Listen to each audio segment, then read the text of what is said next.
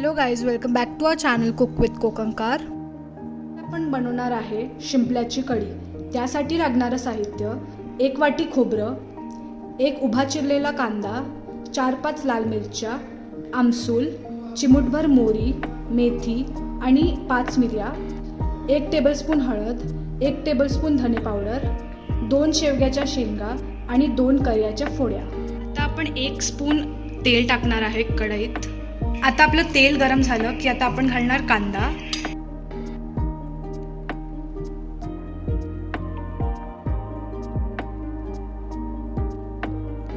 आता आपण त्यात मिरची घालणार आहे.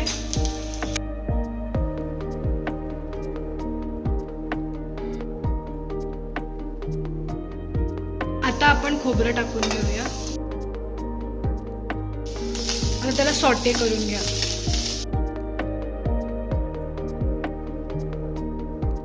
आपण त्याच्यामध्ये धने पावडर टाकणार आहे 1 टेबलस्पून.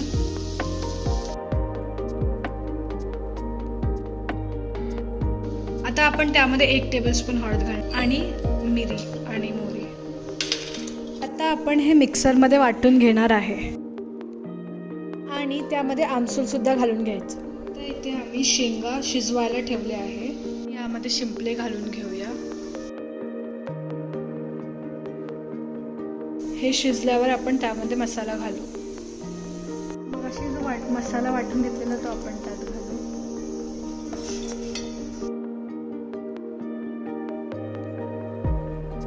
आता आपण त्यामध्ये चवीनुसार मीठ घालणार आहे.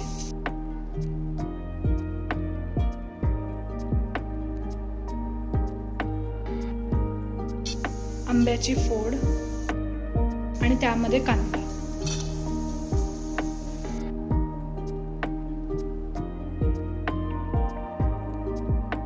आता आपली कढी रेडी टू सर्व आहे.